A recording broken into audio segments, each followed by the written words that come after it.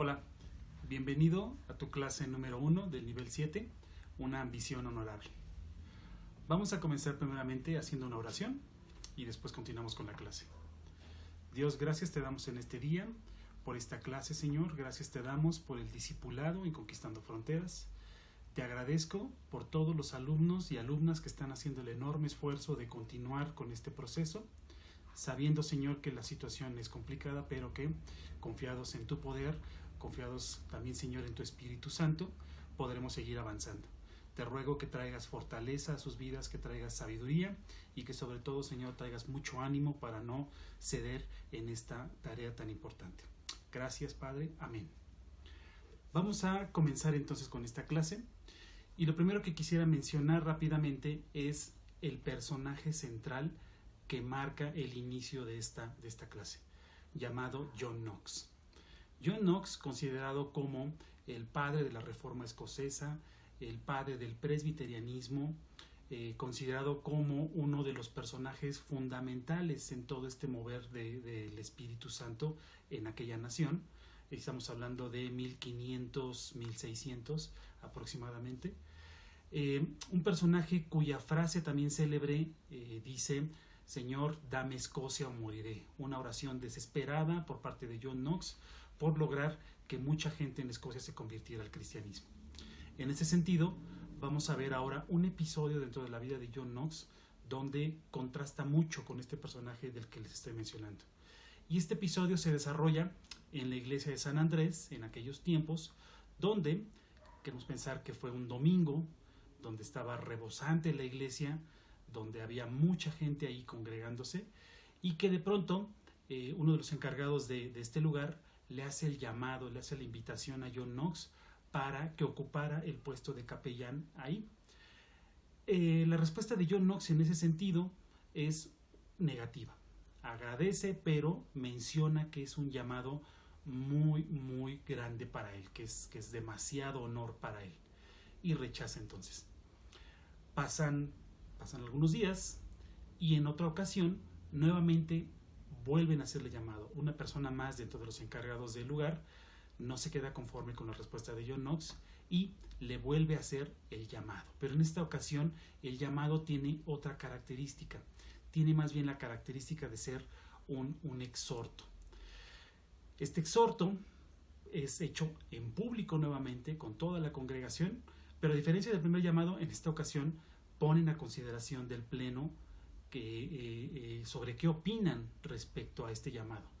Y para sorpresa de John Knox, pues prácticamente toda la comunidad se alegra y confirma que John Knox debería estar como capellán. Nuevamente la respuesta de John Knox vuelve a ser un rotundo no, pero en esta ocasión lo que acompaña la respuesta es de llamar mucho la atención. Nos dice el relato que John Knox, de una manera pues sin mayor pena, se tapa la cara, se pone a llorar en un llanto muy característico, muy desde el corazón, y se levanta de su lugar y sale corriendo.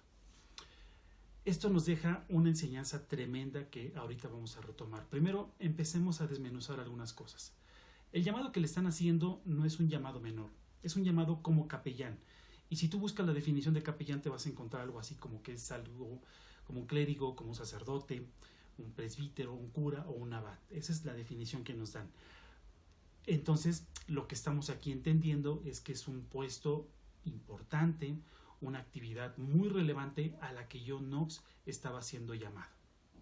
En ese sentido, el llamado es desde el púlpito y la respuesta, sin importar quién estuviera, de él fue no, porque es algo que me rebasa, es algo que creo que es demasiado bueno para mí. Si analizamos ahora qué significa que lo hayan exhortado, si tú buscas nuevamente la definición de lo que es un exhorto, te vas a encontrar que el exhorto es incitar a alguien con palabras o con razones, dando argumentos, para convencerlo de que haga algo o de que lo deje de hacer. Pero, nuevamente, vamos un poquito más allá y vamos ahora a revisar qué significa incitar a alguien, qué es exhortar o incitar a alguien. Y dice que incitar es inducir con fuerza, en un llamado fuerte, a que alguien ejecute una acción. Luego entonces el llamado que se le estaba haciendo, el segundo en particular que se le estaba haciendo a John Knox, era un llamado ya un poco más fuerte, con más vehemencia para que ocupara ese puesto. ¿Qué nos dice el ejemplo de John Knox luego de su respuesta? Hay que entender por qué él dice que no. ¿Qué es lo que está motivando esa respuesta negativa? Y entonces nos encontramos con que no tenía que ver con pena, no tenía que ver con capacidades, no tenía que ver con otros aspectos que probablemente nosotros nos hubiéramos imaginado como razones válidas para que John Knox dijera esta respuesta. En realidad, lo que estaba ocurriendo en el corazón y en el pensamiento de John Knox era que había un temor santo que lo invadió en ese momento y que decía: no soy digno de recibir este llamado. El temor que debe haber en el corazón de aquel que aspira al liderazgo. El temor santo que resulta de servir a un Dios que es también santo, un Dios que es toda santidad. Es una noble pero no simple tarea. ¿Qué significa esto?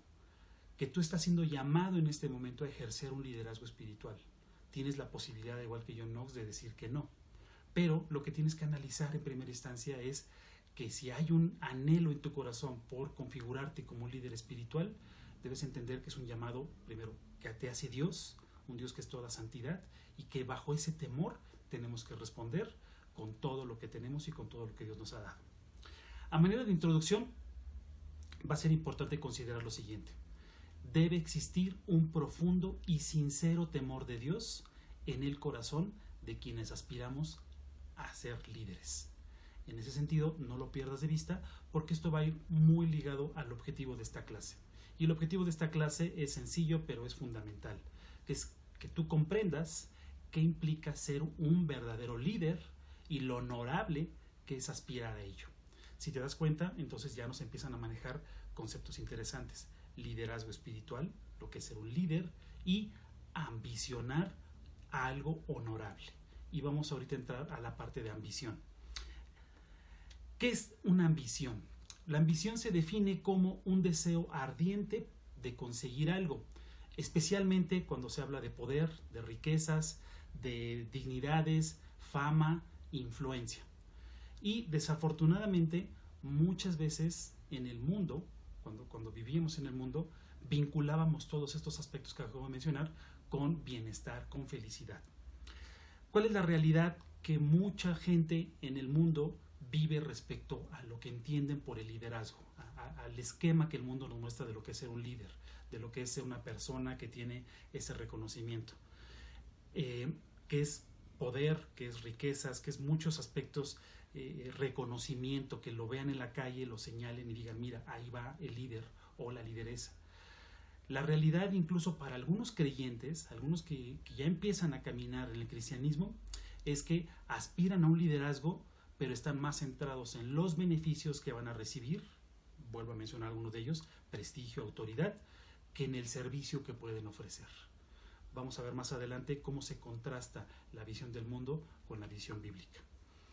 Entonces, en este tema vamos a revisar que primero el mundo nos habla de que el liderazgo implica beneficios. Inmediatamente es algo que me va a traer un beneficio en particular a mí por la actividad que desempeñe.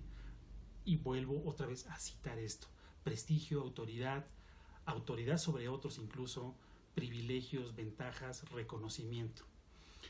Es importante que comprendas que cuando hablamos de ambicionar, no necesariamente es malo. Usualmente, allá afuera en el mundo, cuando se habla de una persona que es ambiciosa, se le da una connotación negativa. Normalmente, cuando compartimos esta clase de manera presencial, cuestionamos a los alumnos. No nos gustaría que al salir al trabajo por las mañanas o a la escuela nos señalaran diciendo: mira, ahí va una persona que es sumamente ambiciosa. Nuevamente, porque el contexto en el que nos empeñamos suele tener una connotación negativa. Sin embargo, vamos a entender en esta clase que Dios nos está pidiendo que ambicionemos algo honorable. Entonces, vamos a entender que hay ambiciones que son buenas siempre y cuando la motivación que esté generando esa ambición no sea distorsionada. Esto es, que la motivación sea la correcta, y vamos a hablar un poquitito más adelante acerca de cuál es esta verdadera motivación. La base bíblica para entender lo que implica el liderazgo, que vamos a empezar a hacerlo como sinónimo de servicio, pero también de influencia, es este texto que tiene mucho que ver con esta parte y que tiene un significado profundo y que te pido que con calma después lo medites. Es más, te pediría que lo revises en diferentes versiones para que contrastes esta parte y pueda tener un mejor significado para ti. Dice Mateo capítulo 20, versículo 28 en la versión TLA: yo, el Hijo del Hombre, lo hago así. No vine a este mundo para que me sirvan, sino para servir a los demás. Vine para dar mi vida por la salvación del mundo. Esto nos manifiesta el Señor Jesucristo y lo comparte en principio con sus discípulos, pero a la postre se convierte en una base para nosotros en cuanto al liderazgo espiritual. Pablo, el apóstol Pablo, vuelve a retomar esta parte y la transmite ahora a Timoteo, aquel joven pastor que empezaba a tener ya un trabajo muy importante en ese sentido. Y dice en su primera carta a Timoteo, en el capítulo 3, versículo 1, en la versión de la Biblia de las Américas: palabra fiel es esta: si alguno aspira al cargo de obispo, buena obra desea hacer. Si alguien aspira a ser líder, buena cosa está deseando. Luego entonces, graba esto en tu corazón y en tu mente. Aspirar al liderazgo espiritual es algo honorable y es digno. ¿Cuál es la meta que vamos a perseguir entonces con esto? La meta que perseguimos es conectar el corazón del Padre con el corazón del líder en la búsqueda de servir a los demás. Si hay una separación entre la motivación que tiene nuestro Padre Celestial y la motivación que tenemos nosotros, se va a distorsionar el objetivo. Entonces necesitamos esa dependencia, necesitamos reconocer esa dependencia de parte de Dios, bueno, hacia Dios más bien, y que a partir de ahí estimemos el servicio como algo prioritario para nosotros. Ten cuidado.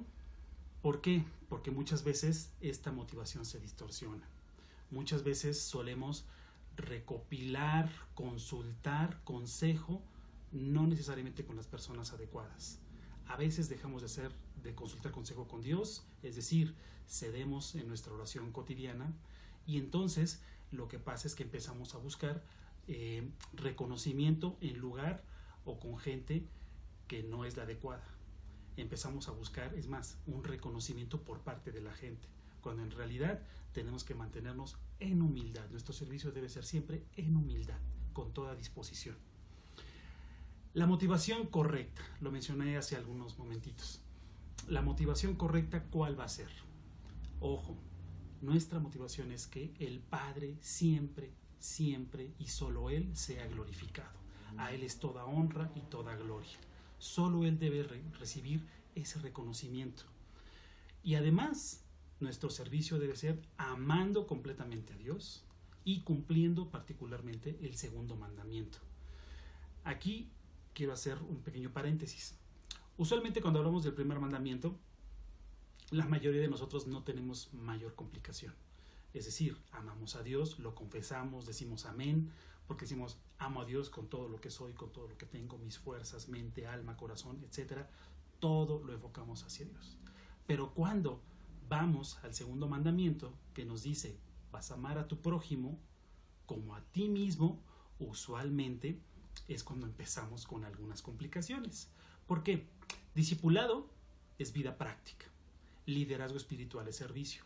Si conjuntamos las dos cosas, entonces tenemos que, basados en la palabra de Dios, con la guía del Espíritu Santo, entender que servimos a los demás.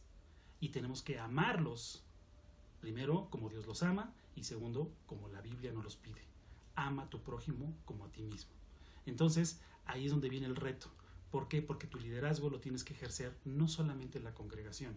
Tu liderazgo debe ser ejercido en todos los ámbitos donde te desenvuelves. En la escuela, en el trabajo, en la familia, con los vecinos. En todos lados tú debes estar siempre dispuesto a servir a los demás, visualizándolos como Dios los ve. El liderazgo espiritual entonces es servicio y es también influencia. Te van a voltear a ver, pero no por lo que tú haces siendo esta figura pública o siendo esta figura de servicio, sino por la manera en que dispones tu corazón, la manera en que dispones tu vida para servir a los demás. El líder eficaz cambia la manera de pensar de sus seguidores respecto al mundo. Recuerda entonces que como líder también vas a ejercer una influencia sobre los demás. El verdadero líder es aquel que busca servir en vez de ser servido. El verdadero líder busca ayudar a los demás en vez de sacar provecho de ellos. El verdadero líder piensa primero en las necesidades de otros antes de buscar su propia comodidad. Esto suele contrastarse mucho, de una manera radical, a lo que el líder en el mundo está acostumbrado a recibir. Nuevamente lo retomo. El líder en el mundo es figura pública, tiene poder, tiene autoridad sobre los demás, busca beneficios, fama, dinero, etc. Nuestro liderazgo espiritual va a cambiar completamente cuando entendamos que es servicio, que es influencia. Recuerda este pasaje donde el Señor Jesucristo, estando con sus demás discípulos, se despoja de su túnica, toma una toalla y comienza a lavar los pies de sus discípulos en una acción de completa humildad, que es uno de los ejemplos más impactantes que tenemos en relación al servicio. Luego entonces me gustaría también sugerirte que empieces a mentalizar que el liderazgo espiritual conlleva también ponernos la toalla. Ya sé que te la quieres poner al hombro, sobre el brazo, fajártela en el cinturón, donde tú quieras, pero empieza a visualizar que estamos para servir a los demás y que tenemos que sumergirnos en este río de servicio en la congregación donde estamos. Déjame brindarte un tip que cuando tomé la clase, la maestra que en ese momento compartió con nosotros esta lección, nos los transmitió y para mí tuvo un significado muy muy importante. A la postre, cuando lo fui meditando, pero sobre todo cuando llegó a la parte práctica de ponerlo en acción, fue algo realmente significativo en mi vida. No hay lugar para Dios en una mente llena de ti mismo. Cuando yo lo analicé rápidamente, dije, bueno, le doy el lugar que le corresponde a Dios, pero paulatinamente por la presión del trabajo, paulatinamente por los quehaceres cotidianos, de pronto vamos quitándole o restándole ese lugar a Dios, porque comenzamos a llenarnos no solamente a lo mejor de un concepto muy bueno que tenga de mí mismo, de una alta autoestima, sino también a veces de las preocupaciones, los temores, los miedos, qué va a pasar mañana, qué voy a hacer, qué voy a comer, de dónde voy a obtener un recurso, etcétera. Todo eso de pronto empieza a saturar nuestra mente y dice nuevamente el tip, no hay lugar para Dios en una mente llena de ti mismo. Necesitamos despojarnos de todo eso, darle lugar central a Dios, el lugar primordial, que sea nuestra preeminencia, y entonces Dios va a organizar todo y va a ser propicio hacia ti para que a través también del Espíritu Santo tu liderazgo pueda ser realmente efectivo. Cierro esta lección comentándote que a lo largo de este nivel vas a ser desafiado, vas a ser confrontado para configurarte como líder espiritual. Muy probablemente muchos de ustedes ya están ejerciendo el liderazgo. Celebro si es así y le ruego a Dios que las herramientas y la información que vas a recibir en las siguientes clases refuerce tu actividad como líder espiritual. Pero si todavía tienes esta parte en la que no te identificas como tal, como líder, vas a ver que cuando empieces a analizarlo a la luz de las lecciones, a la luz de las escrituras, te vas a dar cuenta que ya vienes ejerciendo un liderazgo como padre, como madre, como familiar, y que ya está siendo de alguna manera influencia, ejemplo para otros. Luego entonces rogamos a Dios que la información que vas a recibir, las clases, los ejemplos de muchos maestros y maestras que Dios va a ir levantando, van a reforzar esta idea en ti y te van a ayudar a terminar de configurarte como un verdadero líder espiritual y que posteriormente vas a alcanzar la madurez en este sentido. Cerramos con una oración para poder concluir nuestra clase. Padre, gracias te damos en este día por esta clase, Señor, por esto que has hablado al corazón de mis hermanos y de mis hermanas. Te ruego, Señor, que tú quites todo pensamiento ajeno, que quites, Señor, toda idea contraria que nos diga que no podemos fungir como líderes, Señor, que no tenemos capacidad, que no tenemos conocimiento, que no tenemos aptitudes. Tú nos has dotado, Señor, de dones y de talentos, nos has dado la capacidad, Señor, a través de tu gracia, a través de tu amor y tu misericordia, Señor, de estar aquí, Señor bendito, no obstante las dificultades que estamos atravesando. Ruego, Señor, a tu Espíritu Santo, que esté sobre mis hermanos y con mis hermanos, que por favor tu Espíritu los guíe, les dé sabiduría, les dé la lucidez necesaria, Señor, para tomar decisiones acertadas, para que sigan esmerándose, Señor bendito, en esta clase, en las venideras, Señor, y que sus tareas puedan ser entregadas a tiempo y que ellos puedan meditar, Señor, asimilar, comprender, digerir tu palabra, Señor bendito, para poder rendir más frutos, bendito Dios. Gracias te damos. Te pido, Señor, que en este momento, a partir de ese momento, tú te quedes con ellos y sigan considerándose como líderes espirituales, dignos, Señor, de este servicio. Gracias te damos en el nombre de tu Hijo amado, nuestro Señor Jesucristo. Amén. Que Dios te bendiga.